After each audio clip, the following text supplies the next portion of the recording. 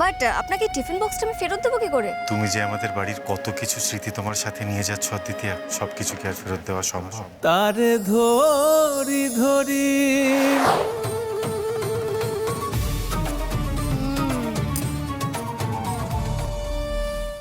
ওহ, দিল কো ঠান্ডাক মিলা। সত্যি কি অপূর্ব খেতে হয়েছে ছানার ডালনাটা। আপনার মম কিন্তু দারুণ রান্না করে। জানেন তো, আমি না খিদের মুখে সামাও এই খাবারটাই খেতে চাইছিলাম, বাট কিছু তো এক্সপ্লেন করতে পারছিলাম না। উফ, কি যে খিদে পেয়েছিল আমার, আমি যে কি করে বোঝাই আপনাকে। সত্যি এত খিদে পেয়েছিল যে পেটের মধ্যে না একেবারে ছুঁচোর দল ওই বাস্কেটবলের টুর্নামেন্ট বসিয়ে দিয়েছিল। আপনি ভাগ্যে সেই ছানার ডালনাটা আনলেন, না হলে আমার যে কি হতো। তা এখন পেট ভরেছে তো? ভরেছে মানে পেট মন সব একেবারে ভরে গেছে। দারুণ হয়েছে এটা খেতে। জানেন তো, আমি না এই ধাবাটায় কিছুতেই খেতে পারছিলাম না, আমার ভীষণ স্মেল লাগছিল। এমনিতেই আমার চিকেন তন্দুরি ফেভারিট খাবার, কিন্তু আজকে আমি সামাও চিকেনটা খেতেই পাচ্ছিলাম না। Strange but true. বাট আপনি হচ্ছেন আমার লাইফ সেভার। আপনি যদি আজকে ছানা ডালনাটা না আনতেন, আমি কিন্তু একেবারে উল্টি করতে করতে এখান থেকে কলকাতায় ফেরত যেতাম, জানেন।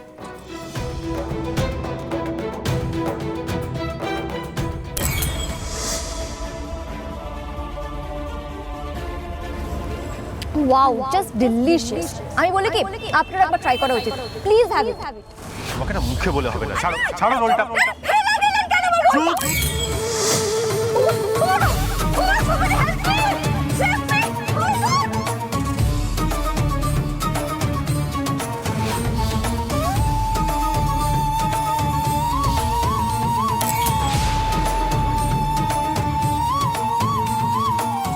আমি তো ভেবেছিলাম গোস্বামী বাড়িতে কাটানো এই 5 মাসের স্মৃতি তুমি একেবারেই ভুলে গেছো অদ্বিতীয়া, কিন্তু সেটা তো হয়নি। আর সত্যিই তো, প্রভুর প্রতি তোমার বিশ্বাস, তোমার ভক্তি, তা কি পুরোপুরি ভুলে যাওয়া সম্ভব? সে তো তোমার চেতনায় সুপ্ত হয়ে আছে। আচ্ছা বলছি, আপনি তো অনেকটা ছানার ডালনা এনেছেন, এখন তোমার খেয়ে পেট ভরে গেল, আর এতটা রয়ে গেল, এটা কি করব? কোনো অসুবিধে নেই, তুমি ওটা সাথে নিয়ে যাও। এসি গাড়ি তো, নষ্ট হবে না। যেতে যেতে তো আবার খিদে পেয়ে যেতে পারে। রাইট, বাট আপনাকে টিফিন বক্সটা আমি ফেরত দেবো কি করে?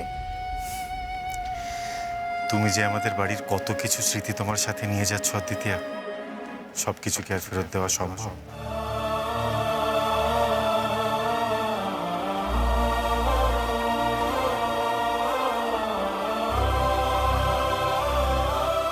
এই টিফিন বক্সটা তুমি তোমার সাথেই রেখো, ওটার ফেরত দেওয়ার প্রয়োজন নেই। And thank you once again for this ছানার ডালনা। Thank you young man. ওটা সাবধানে চালিও। Take care.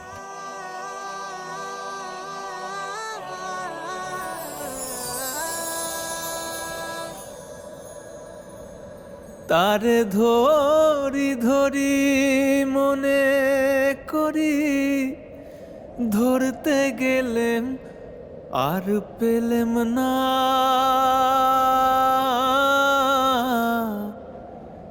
দেখেছি রূপসাগরে মনের মানুষ কাঁচা সোনা।